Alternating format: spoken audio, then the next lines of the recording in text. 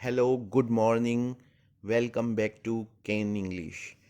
तो आज है 1 मई 2020, यानी 1 मई 2020। और मेरे सामने है आज का द हिंदू न्यूज़पेपर, आज का द हिंदू अखबार। और हम इसकी हेडलाइंस को हिंदी में समझने वाले हैं। तो आइए शुरू करते हैं। सबसे जो फ्रंट पेज पे सबसे बड़ी खबर है वो है recovery rate rises to 25% says government.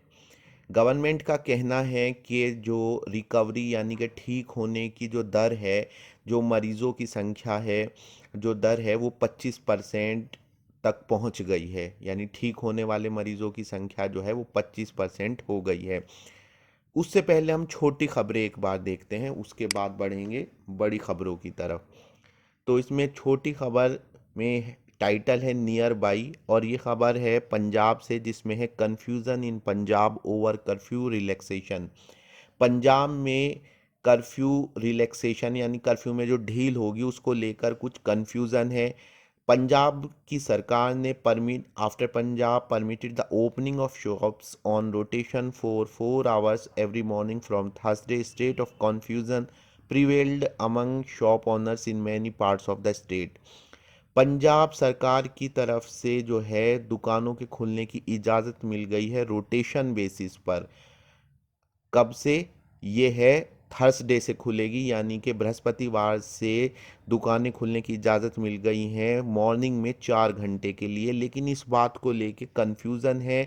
Prevail का मतलब होता है फैलना, यानी कि कन्फ्यूज़न फैला हुआ है। जो शॉप ओनर से दुकान के मालिक हैं राज्य के कई हिस्सों में, उनका कहना है कि गवर्नमेंट को जो है इस बारे में क्लियर इंस्ट्रक्शंस इशू करने चाहिए, यानी क्लियर इंस्ट्रक्शंस बताने चाहिए।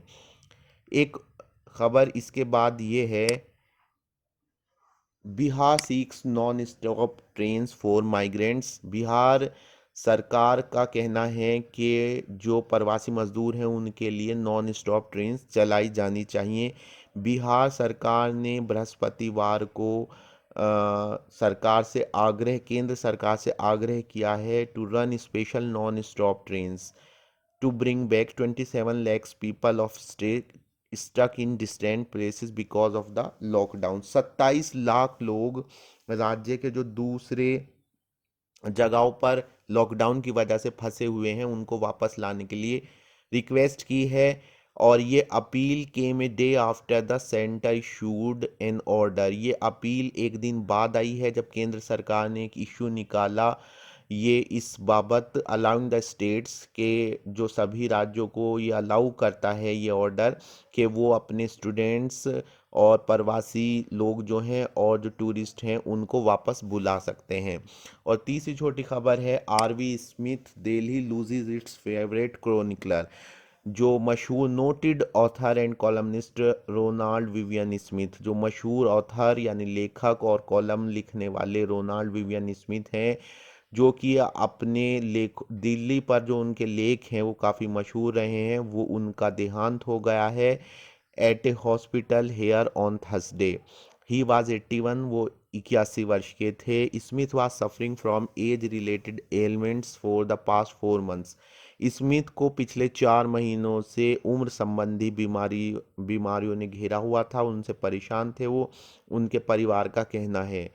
उनको एक हॉस्पिटल में भर्ती कराया गया था कि जब उन्होंने सांस लेने में दिक्कत की शिकायत की सोमवार को। अब चलते हैं बड़ी खबर की तरफ। Recovery rate rises to 25% says government. Government का, सरकार का कहना है कि जो कोविड-19 से ठीक होने वाले मरीजों का की दर है वो 25% पहुंच गई है। Fatality rate touches 3.2% with 65% male and 35% female patients. जो मृत्यु दर है वो 3.2% को छू रही है। इनमें से 65% जो हैं वो मेल हैं यानी कि पुरुष हैं, और 35%, 35% जो हैं वो फीमेल पेशेंट्स हैं यानी कि औरतें हैं।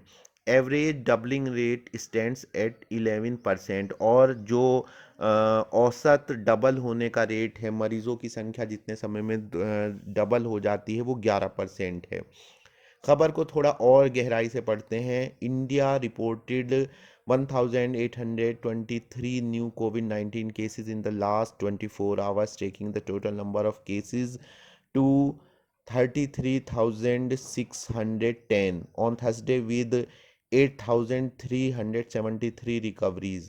इंडिया में रिपोर्ट की गई हैं 1,823 नए कोविड 19 केसेस पिछले 24 घंटे में, और इससे जो टोटल नंबर ऑफ केस हैं वो बढ़कर हो गए हैं टोटल 33,610। ये है थर्सडे तक की रिपोर्ट विद 8,373 रिकवरीज, यानी कि इनमें से 8,373 जो हैं वो ठीक हुए हैं।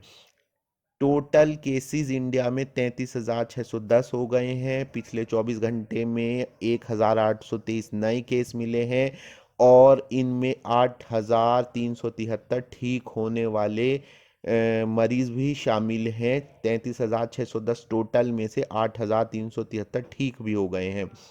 An additional 71 deaths have now taken the total number of fatalities to 1074, और 24 घंटे में 71 और मौतें हुई हैं, जिसकी वजह से मरने वालों की कुल संख्या 1,074 हो गई है। तो ये इसका जो मेजर इसका आर्टिकल है फ्रंट पेज पर, जो कि कोविड 19 के बारे में है। इसमें बताया गया है, डेटा बताया गया है कि मरने वालों की कितनी तादाद हो गई है, कितने नए मरीज हैं, कितने ठीक हो गए हैं।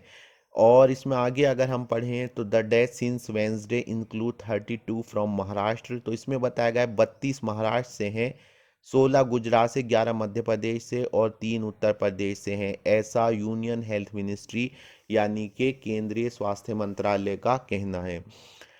अकॉर्डिंग टू मिनिस्ट्री डाटा, तो इसमें आगे डेटा दिया गया है, यह आप पढ़ सकते हैं। तो current the country is currently recording A total recovery rate of 25.19%, up from 13% about 2 weeks ago, the ministry said.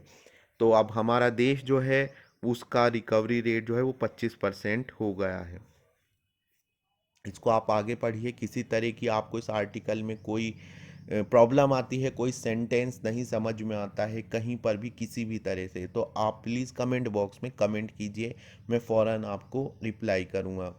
दूसरा आर्टिकल है वो है March core sector output slump 6.5%। Slump का मतलब होता है गिर जाना, धड़ाम हो जाना। तो ये कोर सेक्टर जो है ये इंडस्ट्रीज़ हैं कुछ, उनको हम जो है कोर सेक्टर इंडस्ट्रीज़ बोलते हैं, क्योंकि उनका जो आईआईपी जो है यानी कि इंडेक्स ऑफ इंडस्ट्रियल प्रोडक्शन है वो 40% जो है इन इंडस्ट्रीज से आता है, जैसे सीमेंट है, बिजली है, तो इसको हम कोर सेक्टर बोलते हैं। तो इसका जो आउटपुट है यानी कि इससे जो बनने वाला सामान है, जो यहाँ से हमें जो बिजनेस होता है वो उसमें जो है वो गिर का 6.5%, 6.5% रह गया है। शार्पर कॉन्ट्रैक्शन लाइकली इन आईआईपी, जैसे कि मैंने बताया कि इंडेक्स ऑफ इंडस्ट्रियल प्रोडक्शन ये एक सूचकांक है जो बताता है कि कितना प्रोडक्शन हो रहा है। इसमें भी और ज़्यादा शार्पर कॉन्ट्रैक्शन जो है हमें देखने को मिलेंगी। Output at India core sector contracted by 6.5% इन मार्च। जो इंडिया का कोर सेक्टर है उसका आउटपुट 6.5% कम हो गया है मार्च में। ये वाणिज्य मंत्रालय ने ये डेटा बताया है। इससे हमें पता लगता है रिफ्लेक्टिंग द अर्ली इम्पैक्ट, इससे हमें जो है कोविड 19 का अब प्रारंभिक असर देखने को मिल रहा है, जो हमारे लॉकडाउन की वजह and the subsequent national lockdown, और कोविड 19 और उसकी वजह से जो नेशनल लॉकडाउन हुआ है उसका असर हमें हमारी इंडस्ट्रीज़ पर देखने को मिल रहा है, हमारी अर्थव्यवस्था पर देखने को मिल रहा है। आप आर्टिकल पढ़िए, कोई सेंटेंस आपकी समझ में नहीं आता है सेंटेंस स्ट्रक्चर, तो आप इसको कमेंट बॉक्स में कमेंट कीजिए, मैं आपको रिप्लाई करूँगा। Parliament project gets panel nod, ये इसमें तीसरा बड़ा आर्टिकल है, और ये बड़ा अच्छा आर्टिकल है। इसमें बताया गया है कि जो पार्लियामेंट यानी संसद की जो योजना है उसको जो है पैनल की से अनुमति मिल गई है। नोड का मतलब होता है अनुमति। यानी सहमति, अनुमति। तो गेट्स पैनल नोट मतलब अनुमति मिल गई, एक्चुअली एक नई बिल्डिंग संसद भवन के लिए बनाई जा रही है, तो उसी से रिलेटेड है। मीटिंग हेल्ड, मीटिंग हेल्ड का मतलब है कि मीटिंग जो है वो की गई, जो बैठक है वो आयोजित की गई, डेस्पाइट के बावजूद मेंबर्स, इसके बावजूद के मेंबर्स जो हैं वो रिक्वेस्ट कर रहे थे पोस्टपोनमेंट, इसको आगे बढ़ाने के लिए, इसको टालने के लिए, आगे ले जाने के लिए। तो जो मेंबर्स के पोस्टपोनमेंट यानी कि आगे बढ़ाने के रिक्वेस्ट के बावजूद है ये मीटिंग आयोजित की गई। कौन सी मीटिंग? के पार्लियामेंट प्रोजेक्ट कैसे और किस तरह से होगा इसके बारे में। आइए इसको थोड़ा सा पढ़ते हैं। The government's plan to construct a new parliament building. तो मैं हिंदी में पढ़ता चला जाता हूँ, आप उसको टैली करते जाना, जो आप पढ़ रहे हैं उससे मैच करते जाना। गवर्नमेंट का प्लान एक नई पार्लियामेंट बिल्डिंग बनाने का सेंट्रल विस्टा कमेटी के द्वारा उसको मंजूरी मिल गई है इस एक मीटिंग में, जो कि 23 अप्रैल को आयोजित की गई, इस सजेशन के साथ के डिज़ाइन जो है वो वर्तमान संसद भवन के अनुरूप होना चाहिए, इन सिंक विद, के अनुरूप होना चाहिए। According to the minutes of the meeting, ये इसके अनुसार है कि जो मीटिंग की इसके मेंबर्स को जो ब्रीफिंग भेजी गई उसके अनुसार, the committee which is chaired by central public works department. तो ये जो बताया गया है कि कमेटी में कौन कौन है, उसमें आगे बताया गया है कि ये मेंबर्स, ये मीटिंग जो है वीडियो कॉन्फ्रेंसिंग के ज़रिए की गई, और इसमें से कोई भी non government member from the Indian Institute of Architect and Institute of Town Planner मौजूद नहीं था। उसके बाद इसमें लिखा है कि इनके कुछ मेंबर्स ने जो है ईमेल के ज़रिए सूचित कर दिया था कि वो मीटिंग ज्वाइन नहीं कर पाएंगे ट्रैवल रिस्ट्रिक्शंस की वजह से, कोविड-19 के, और कुछ ने टेक्निकल कैपेसिटी यानी कि तकनीकी कमियां उनकी साइड में थी, इंटरनेट कनेक्शंस और कनेक्टिंग फैसिलिटी वहाँ पे नहीं मौजूद थी। तो ये संसद भवन के बारे में एक नए संसद भवन की बात हो रही है। आप इसको पढ़िए आर्टिकल को पूरा, कोई इसमें बात ना समझ में आए तो आप मुझसे पूछिए।